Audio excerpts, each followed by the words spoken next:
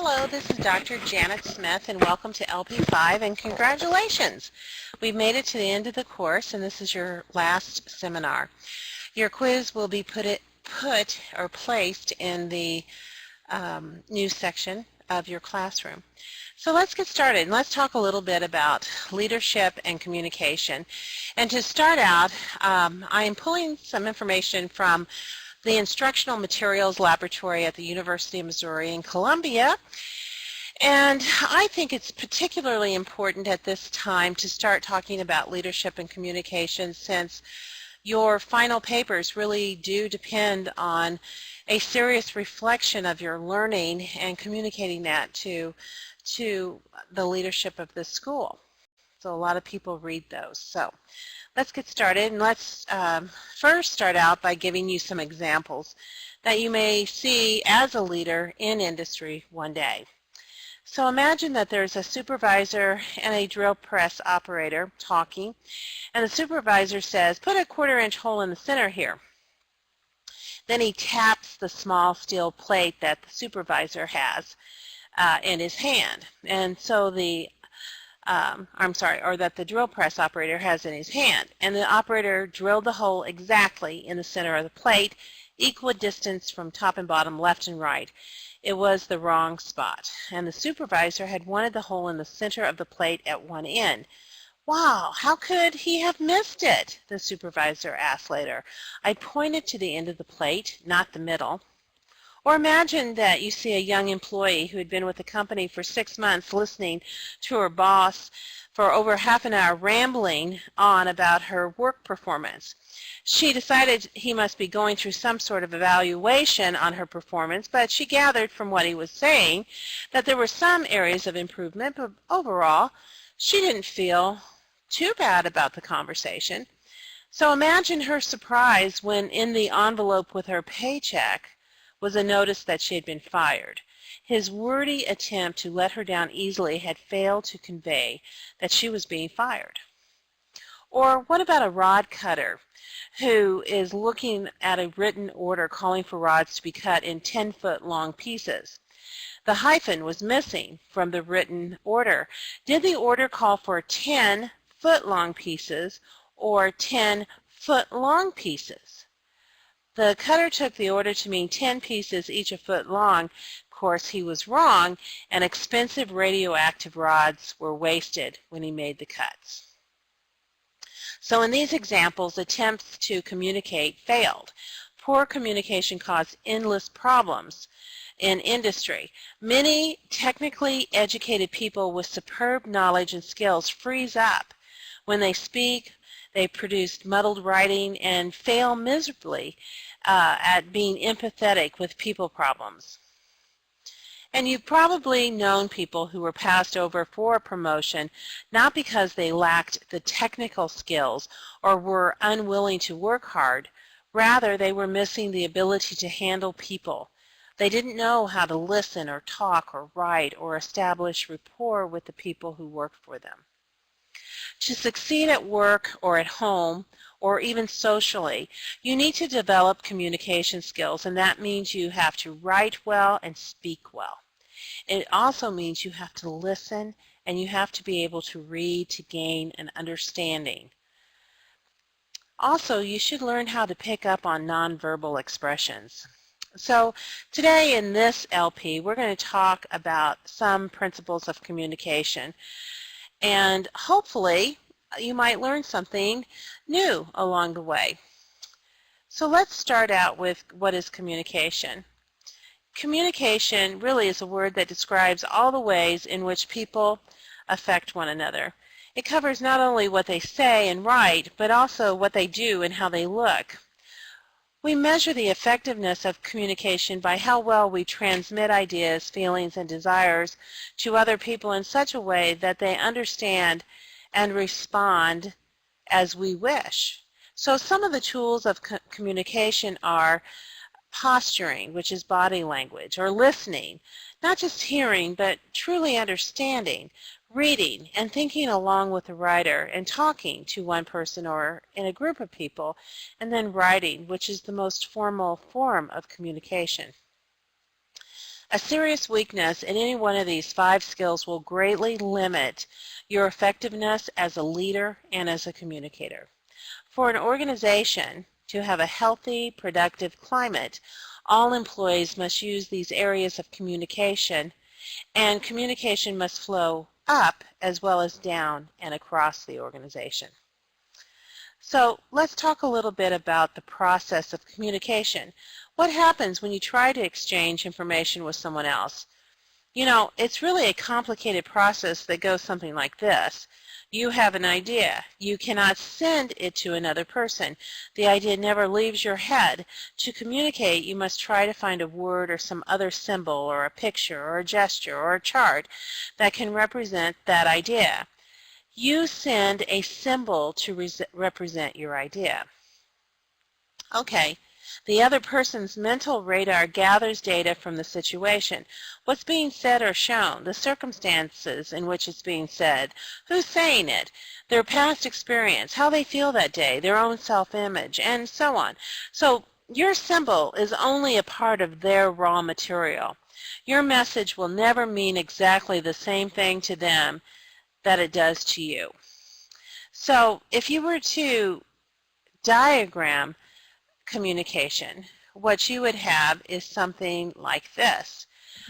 You have an intended message. This is what we should do about da-da-da-da. And then you have a response, which is, I don't know why you'd say that. So content is heard. Meaning is assigned, but it's filtered through your past experience and perceived intention and the needs of the hearer. Then the message is formed and the receiver responds. And so they're replying, and once they reply, content is heard, meaning is assigned, message is formed, and message is sent. And this is a cyclical type of methodology to communication. So what about the importance of establishing rapport? Well, effective communicators reach out beyond themselves to people with whom they are communicating. Good communication is other-focused, not self-centered. Much of the failure to communicate can be blamed on a failure to understand and respect people's feelings, or an unwillingness to cooperate, or a needless show of authority. Okay? So the first step in good communication is establishing rapport with the individual. So rapport really means a sympathetic relationship or harmony or agreement. You know, have you ever tried talking to someone who is very angry with you, or someone who is afraid of you, or someone who is from a totally different culture?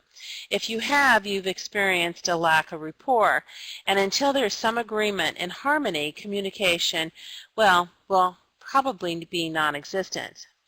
So being able to establish rapport depends on 2 factors: your attitude about yourself and your attitude towards the other person. So let's talk about your attitude about yourself, or your self-confidence. You will communicate best when you feel good about yourself. And psychologists and self-help writers fill the bookstore shelves with volumes about building a positive self-image. Or maybe you've heard of emotional intelligence. If after doing some sort of self-awareness you have a major problem in this area, you need to get some help with this to be a good leader. You know, here's a few tips specifically for people working in an industry. Number 1, your ability. You need to build your own job skills so that you will have confidence in your ability and knowledge in your specific area. Remember what I talked to you about in LP3, where I said one of the things that a good leader had to do is they had to know their stuff. So you really do need to work on your ability.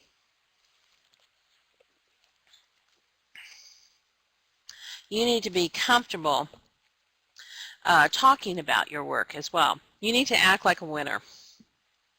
Be enthusiastic. Have a positive attitude. Negativism dampens spirits and dulls communication. You need to be a lifelong learner. Be eager to learn and to improve. Those that you teach and those that you provide criticism to. First, appearances. Be confident in the way you look. Dress appropriately for the situation. Don't come to work looking as if you spent the night in an outhouse. Don't have a bad breath or a body odor. And don't say by your appearance, I'm sloppy, I could care less, I can't do the job. Don't do that. Positiveness. Put on a happy face. Nobody likes a grouch. Smile and people will interact with you and tend to respond to you in a cheerful, positive way. I'll tell you, be pleasant in the morning and the rest of the day will take care of itself. Okay? Thoughtfulness of others. Listen, I know that you've taken psychology as an undergraduate, and you know that Sigmund Freud taught the world about ego, that powerful force inside each human being that must be protected at all costs. And ego is our self-esteem, our pride, our desire to be great. You trample on a person's ego, his human dignity, and that person will get even with you in some way at some time. Hurt feelings cause more trouble in industry than dull tools. You can't always keep from hurting other people's feelings, but a core attitude of care and kindness will certainly help. Respect. Each person with whom you work has unique value. You may disagree with someone. You may have to correct faulty work habits, but always show respect. Don't knock other people. Don't put other people down, and certainly never publicly. If you must correct people, do it without condemning them. Show concern. Time on the work shift, in the office, or in the manufacturing floor is only one facet of a person's life. All kinds of things, bad and good, are going on away from work. Be concerned for the total well-being of those with whom you work. A lecture about punctuality will probably not penetrate the mind of a parent whose child is seriously ill. Let your communication show your concern for the whole purpose. Courtesy. American business people tend to get carried away in a drive for action and results and forget the basic rules of politeness. Courtesy is the oil that keeps communication running smoothly. Fairness. Everyone and every situation is a mixture of bad and good, so be fair in your evaluations and your response to others. Recognition is important. Some people may not admit it, but everyone likes to be recognized. Be generous with your compliments for ordinary accomplishments. Notice and mention the evidence of extra effort.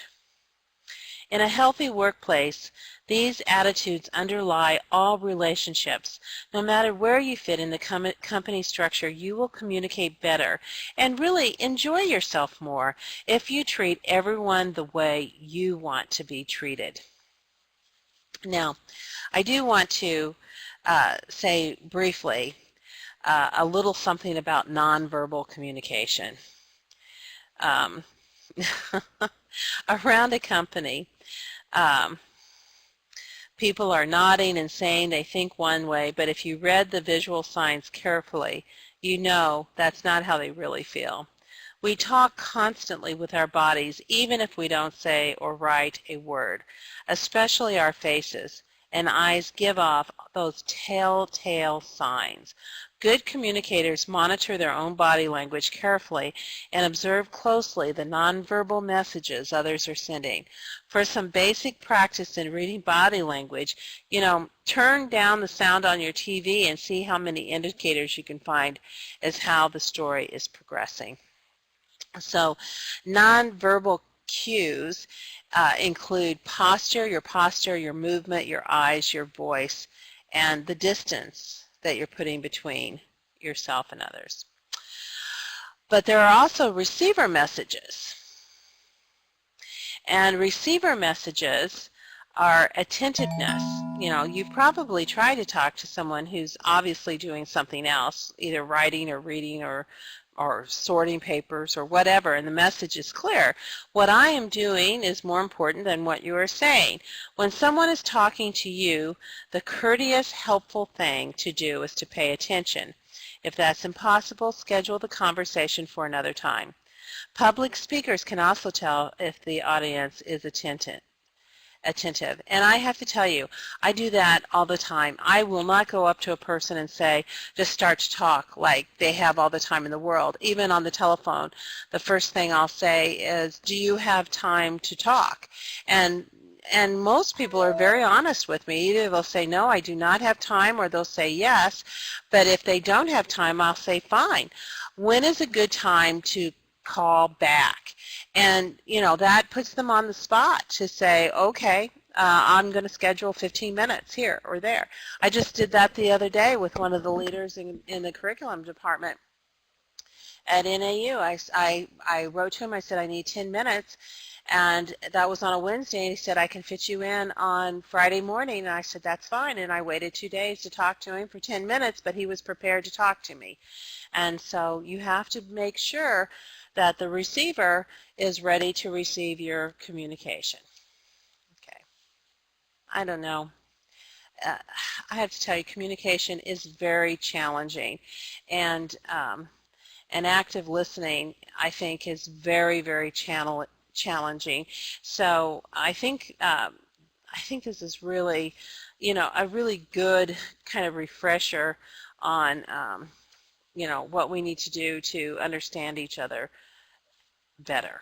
So let's talk a little bit about active listening. Okay. Everyone in your company really needs to listen and to understand. Think about any given day and the situations that require listening. For instance, a supervisor listens to someone explain a problem, or an employee listens to instructions from the boss, or a worker listens to advice from a peer, or in meetings, people listen to each other. A supervisor listens as the quality engineer answers her questions, and management listens to complaints from workers.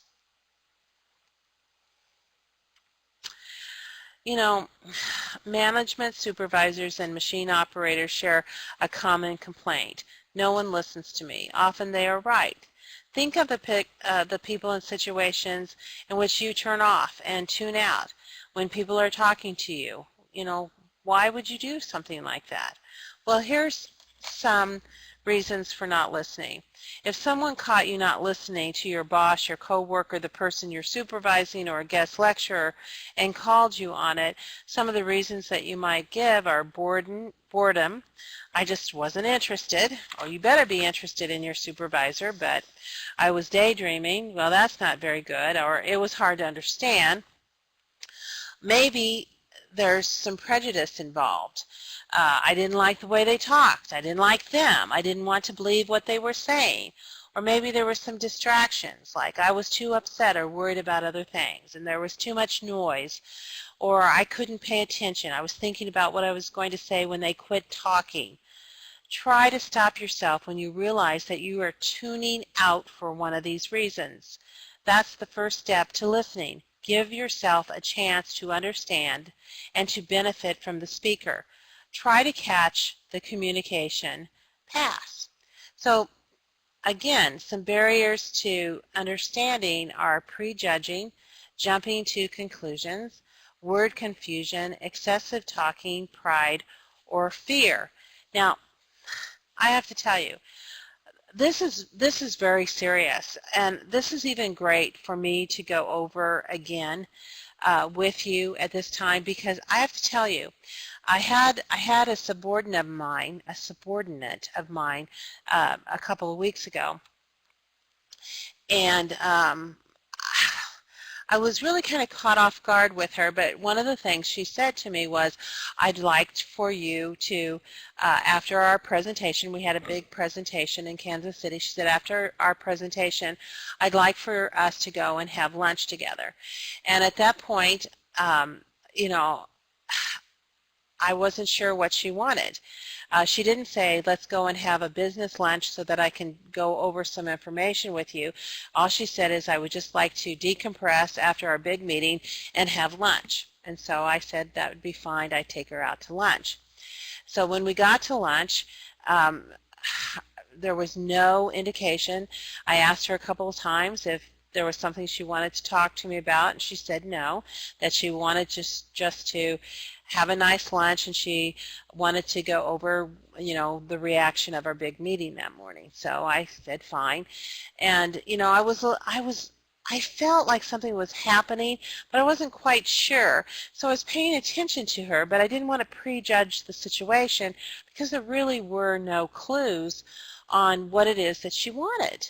And so we sat there for about an hour and had our lunch, and I asked for the check, and the waitress brought the check, and I paid the check, and then I started to go, and she sort of jolted at the table and said, "Wait, there's something I want to talk to you about." And she just started to talk so fast that I had trouble even understanding her. And there was a lot of word confusion, and there was a lot of excessive talking and a lot of swirl, and you could tell that she was, there was a lot of pride and a lot of fear taking over, and I had no idea what was going on at the time. And I've tried to think through this since then. I know now that she was trying to ask for something, and I couldn't hear it for all the words. If she would have just said to me, "Hey, I'm glad we had this time at lunch. I wanted to ask you a question. Here's the question. What do you think? Yes or no?" That would have been one thing, but she waited till the very end. I was ready to walk out the door, and she just started to bombard me with all of this, and it was very confusing for me. And I'm sure it was very confusing for her. But the whole point of this is 2 weeks later, she said, "Remember, I asked you about this, and you said okay."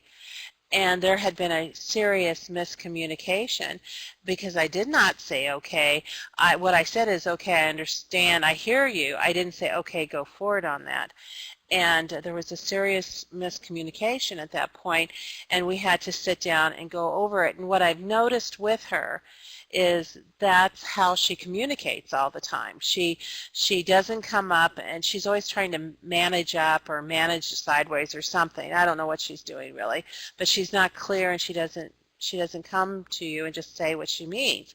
There's a lot of word confusion, a lot of excessive talking that is, you're not really quite sure what it is she's talking about, and you can tell that she's fearful when she's doing all these things, or she's trying to manipulate people. So the thing that I want you to understand is, when something like this is happening, try not to prejudge, before people even begin to speak. At least wait to hear them out. Don't jump to any conclusions or put words in other people's mouths. Often we hear things that aren't even said. The average person understands and uses about 25,000 to 35,000 words, and these words aren't anything in themselves, but I'll see sometimes where people will use the wrong word, or they'll use a wrong phrase for what they're meaning. So you have to be careful with that. I even see that in the written words. I'll see people write down the wrong word in their papers. I'll know what they mean based on what the words are around them, but they'll use the wrong word. Okay, so, and you have to be careful about pride. You have to be mindful of people. People are prideful. They have pride in themselves and their work, and you have to respect that. And also you have to understand that, I really, in fact, I was talking to some friends of mine the other day. I said, I really believe that fear might be the cause of all major conflicts in the world. Fear is the cause of all problems at the workplace. And he was saying, "What do you mean fear?" "I think it's anger." And I said, "I think anger erupts out of fear. I see people behaving badly because there's some fear involved in the situation if they're fearful." So I try very hard to take the fear out of the equation whenever possible. Okay. Also, I do want to talk a little bit about active listening. Eliminating barriers to understanding isn't a guarantee of effective listening. You may unblock your ears and your mind, but that really is only half the process. You need to do something. You need to do something more with what you hear. Remember, you've got a lot of surplus brain power available because you think so much faster than other people talk. And active listening involves several steps. I think I had a slide on this, and here it is. Analyze what's being said. Look for key ideas, main arguments, and studies have shown that only about 25% of the people hear a speech can later state that speaker's main idea. So when you're speaking, recognize that and say your main idea right up front. I do that all the time. I even put it on a slide where I'll say the purpose of this meeting today is to go over this. And I'll have leadership later ask me, like 2 slides in, why are we doing this? And I'll go back to the main slide and I'll say the purpose of this meeting today is to go over this. And I try, I try very hard to make sure that people understand in the first couple of sentences why I'm there and why I want to talk to them. And you might work on that yourself instead of building up to it, because people oftentimes walk away without understanding what it is that you talked about. And I should also tell you that I see that in papers and I see that in business plans all the time, that I'll see a beautifully written 10-page business plan and at the end I wonder, well, what is it that they want? And you should really put it up in the very first sentence. I'm giving you access to my business plan because I want you to give me, I don't know, $5,000 so that I can do this with it. Or, why am I reading this? What is the purpose of this paper? What is this purpose of this speech? Why are we having this meeting? Be able to understand right up front what's being said. And you have to learn to sift and sort. Many times people ramble or repeat or contradict themselves, and it creates a lot of confusion. I know it does for me. Just like this when I went out with my employee and she was just all over the place. It was very confusing for me. I had no idea really what she wanted. She kept rambling on and she kept saying, I need this, and I had no idea what it is that she needed. And I was just sifting and sorting and listening and actively analyzing what she was saying. But even in the end, I'm not sure she understood what she said, and I certainly didn't understand the true meaning of what that meeting was about. Also, test your understanding, and that's what I should have done. I should have asked questions of her and repeated main thoughts so that I was following her meeting, and I just didn't do it. She was talking very forcefully and very quickly, and at the same time, I know this sounds like a movie, at the same time, an absolute deluge of rain started, and so I was literally trapped in the restaurant because it was so bad. I think that in just another minute, we were going to have to seek shelter from a tornado. I mean, it was that bad. It was an absolute deluge. So I'm looking out the window wondering if we're going to have to go to the basement and seek shelter, and she's going fast and furious about what she wants, and it was quite a meeting, trust me. So also, you need to judge the value of the message. Ask 3 questions. Is what they're saying true? Does it sound right? What's the speaker's authority? Is it good? Is it advice or information you're getting sensible and reliable? And what are the consequences if you believe the speaker and act on the advice given? What will the results be? So, to improve your listening skills, look at the speaker, be alert, try to appear interested, give the speaker your undivided attention, take some notes, and ask questions to clarify your understanding, rephrase the speaker's main points, and if you disagree courteously. Don't contradict flatly. So I'm sure you've heard your mother say, nature has given us 1 tongue and 2 ears, that we may hear from others twice as much as we speak. So I think that's good advice. Okay, so let's talk a little bit about reading. I see this a lot. People aren't really taught in school how to read effectively for knowledge attainment. And so what I'll see a lot of students do is, okay, I'm going to get the chapter and I'm going to read it from start to finish. And they get to the end and they say, whoa, I have no idea what I just read. I'm going to start over again from start to finish. And they do this 2 or 3 times, reading every word, I'm sure. and they have no idea what they just read. And in fact, I'm sure all of us have read a page of text and gotten to the end of the page and said, my goodness, what is it that I just read? So here's the thing. You have to understand why you're reading the material and what level of comprehension you need. But if you're in graduate school, some of the things that I would recommend to you is to read it this way. The first is skimming. Okay, and by skimming, what I mean is go to the back, read all of the summary of the back, go to the front, read all the objectives, make sure you have a clear understanding of what you are supposed to understand by the time you finish that chapter. And then what I would do is read the headline and author's name, read the first paragraph, read the headings and subheadings, read the opening sentences of each paragraph. As you're skimming, just find keywords, and then read the closing sentence of each paragraph. Then once you've done that, then you're ready for your intensive reading. So you have an overview by skimming the material. And you need to plan your purpose for reading before you start your intensive reading. Be able to tell yourself what you need to get out of the material, and mostly that should be your objectives.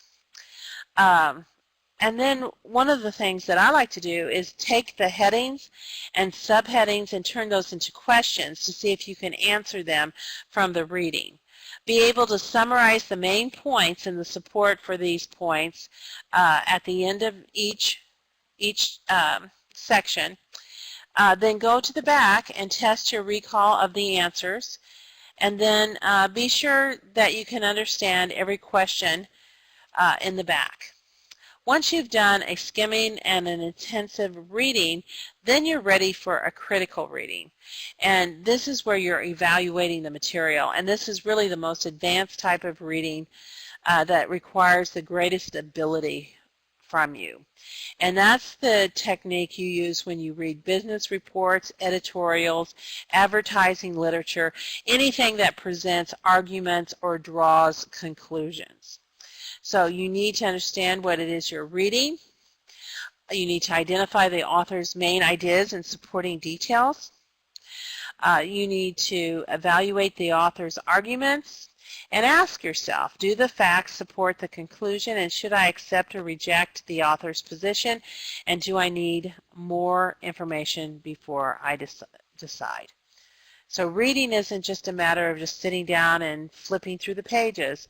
There's a real process to it, especially as a leader and as a graduate school student. So what about conversations and just general briefings? Okay. Again, you need to be audience-centered. Be aware of buzzwords, acronyms, and professional jargon. And I get this all the time.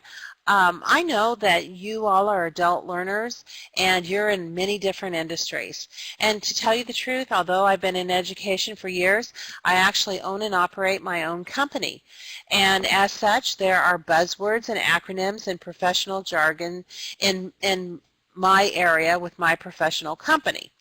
But what I've noticed is if I'm talking to somebody outside of my discipline or my organization, they may not be aware of buzzwords or acronyms or professional jargon, so you need to help explain that to them. I see acronyms all the time in the discussion questions that I have to ask the student, what is that? I have no idea. Also, when you're having a conversation or a briefing with a subordinate or with others, other people in your industry, be careful of your jokes or your offhand remarks. Now, listen, I hear this all the time where people think we're too politically correct today in our country. But here's the thing. You need to show some some self-regard here for other people, and you have to, watch your offhand remarks. I mean, look what is happening out there. I mean, what was his name? Sterling, he just lost a basketball team. You don't know who's listening, who's recording. You don't know. So you need to be careful of what it is that comes out of your mouth. And to tell you the truth, with so many iPods and iPhones around today, you can be recorded at any time. Also, it's a good idea to avoid slang and profanity. And trust me on this, you know, I hear a lot of profanity on college campuses especially. And, you know, at the University of Missouri, you know, people say that, you know, the F word originated there, which is not true, but that's a joke that you hear about at the University of Missouri, Columbia. It's inappropriate. Profanity is inappropriate, and it's jarring for people to hear it when you're having a conversation or a briefing. So be careful of your jokes, your offhand remarks, and avoid slang and profanity. And certainly with a customer, there's just absolutely no reason why you should be using slang and profanity with a customer. Okay, so let's see. Well, wait a second. I do want to go through one more thing with you.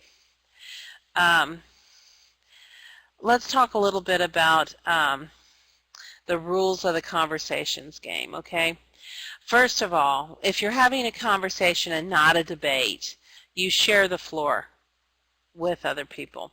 You know, don't be a conversation hog. Talk all the time and people will soon stop paying attention to anything you have to say. And this is true even if you're the boss and people don't have any choice but to appear to listen. Also, think carefully before you change the conversation. If several people are talking about yesterday's football game and you say, "My boy did a clever thing yesterday," others in the group will probably resent your rudeness. Also, don't finish the other person's sentences. Often this rude habit is really an over-eagerness to show that you agree with what is being said. The conclusion you jump to, however, may be totally incorrect. Besides, people like to finish their own sentences. And also hold your temper. You may disagree with the person. You may feel a put down, but if you don't want to terminate a conversation and probably a good relationship, keep the lid on your temper. Angrily arguing your point hardens your opponent's conviction that they're right, and you will seldom come out ahead if you lose control. You know, have a conversation with a purpose. You know, you have a purpose in talking in the workplace, and to accomplish that purpose, you need to know the person. Know them as a whole person, not just the person that shows up at that desk every day. Also, pick the best time and place for a conversation. Think before you talk. Choose your words carefully and make sure that you state right up front what it is that you're talking about. And also guard your credibility. Don't exaggerate. Be sure of all the facts before you call them facts, or you can call them your opinions. Don't give ultimatums you can't back up. And be ready to make your point or explanation in more than one way. And be sure to allow feedback. Listen and watch the other person with whom you're talking. Give and take occurs on two levels, both verbal and nonverbal. Often there is also static present either within us or in the surroundings. So, you know, a few helpful phrases or questions will encourage feedback if it's not coming easily. How do you think we ought to handle this? Well, that's my view. How do you see it? I hope I've been clear. Why don't you run this back to me in your own words? Also, be sure to accent the positive. Conversations that center on complaints about the company or other people really gradually destroy morale. And I'll have to tell you, I think this is the #1 productivity killer. And I think that this is like theft in the organization when people stand around and badmouth their boss or the company when they should be working. So I really am against, you know, gossip in the workplace. I think it's demoralizing. But if there is something negative that has to be discussed, don't just eliminate it. If you have to present bad news, just do it honestly and realistically to the proper person. Okay, so what about selling your ideas? Okay.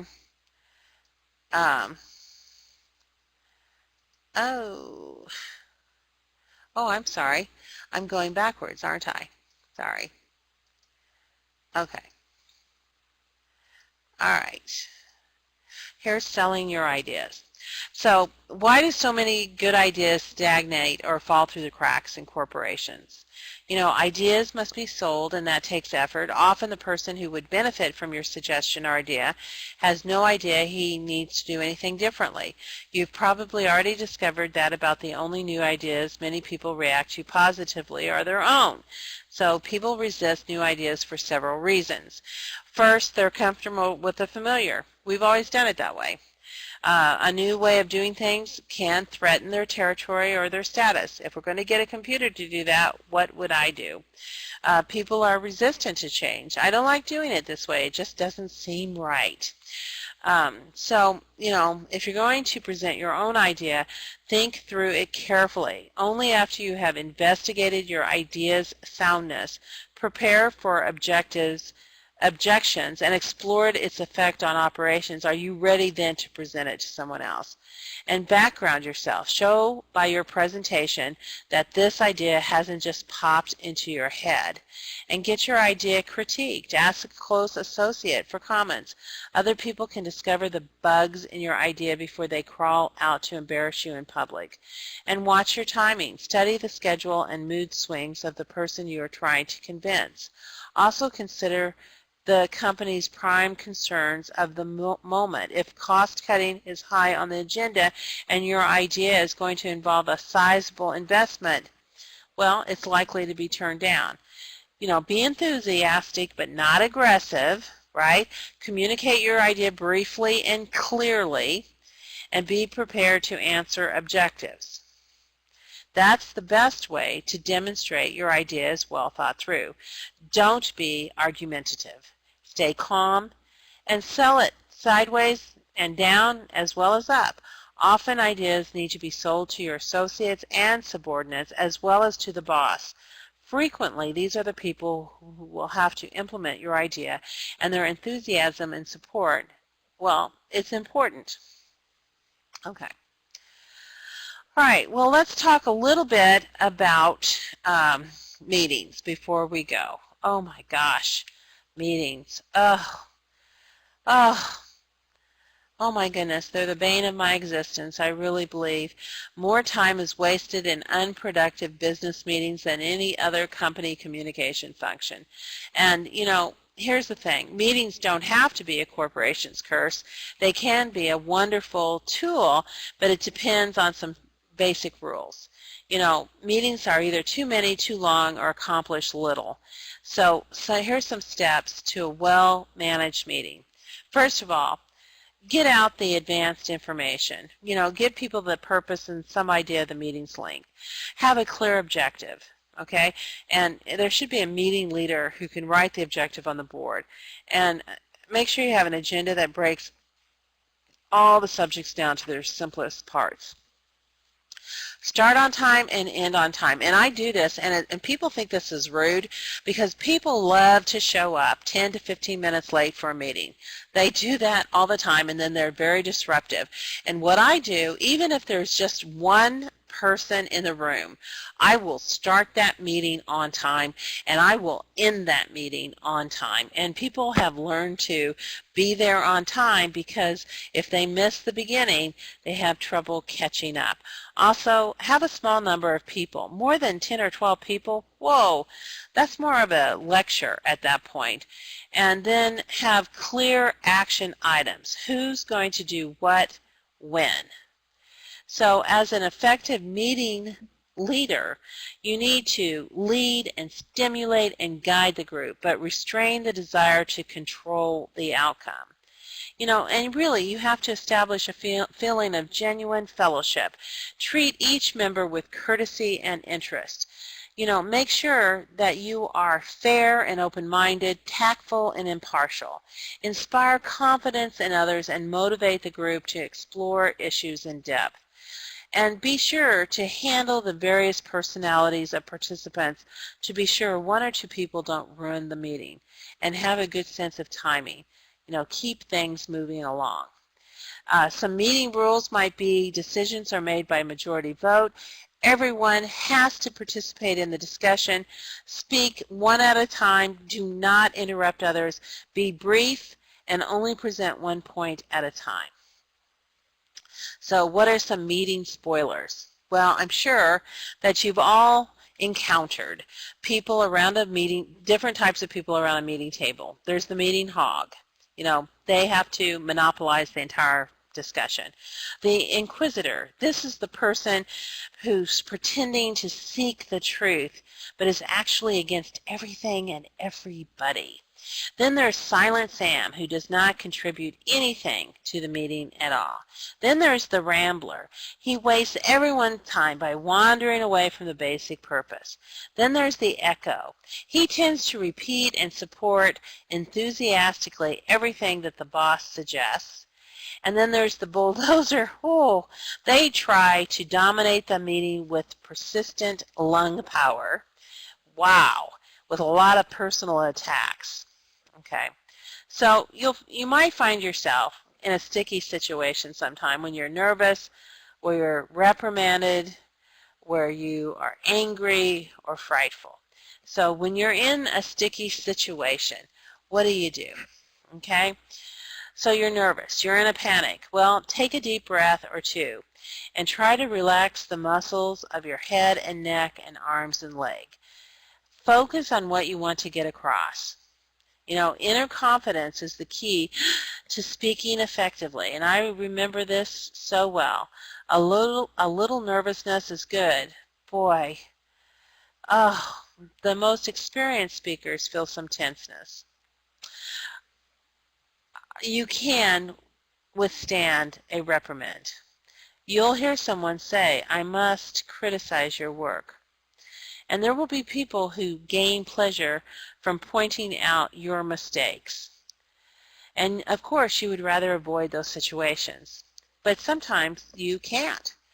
So if someone is reprimanding you, or if you are going to reprimand someone, the best idea is to be sure to do it privately. If you're reprimanding someone, be sure that they know you're not judging them, or they're judging their worth as a person, you know. And I hear people use the sandwich method, where you compliment on one thing and then tell them where they need improvement on the other, and then close with a compliment. I don't know. I do that, but I wonder if people really would rather just have the whole reprimand and then move on. You'll have to let me know. You'll also have people who will say, "Oh, you're angry with me." Still, show respect, acknowledge the feeling, and ask honest questions to get the whole story. Don't make personal accusations with people, and stay in control. Here's something I always try to remember. You can't take back something you say out loud. So try to be mindful not to say anything you'll regret. And I really won't write down anything I'll regret, and I won't say anything. If I'm really angry, what I will do is just put some distance between myself and the situation, and I'll find that the next day the anger's gone, and I can look at it more clearly. I rarely get angry anymore these days. I think with age comes some level of maturity and thoughtfulness about that. I see a lot of people getting angry in the workplace, and I don't understand that, because we have to work with each other, and that's simply something that we can't live down, that hothead demeanor. So I try to be respectful of that. If someone is really angry with me, again, I'll try to just put some distance between the situation and say, we'll come back and talk about this. But we just won't do it now, because once you say something, you cannot take it back. And then there will be people who are frightened. So, you'll try to deal with the fright of that person so that they don't turn angry. Fear, I think, turns people angry. Okay, well, that's the end of this communications lecture. We've talked about several things here. Really, you're on quite a journey, and you've done quite well this term, and you've learned so many things about quality and about leadership. So really, I want to congratulate you on a job well done. We'll soon be finished with the course, and if you have any questions, please don't hesitate to let me know, because I'm here to help you, and your success means a lot to me. So if you have any questions, be sure to get with me. Otherwise, I'll see you online. Take care.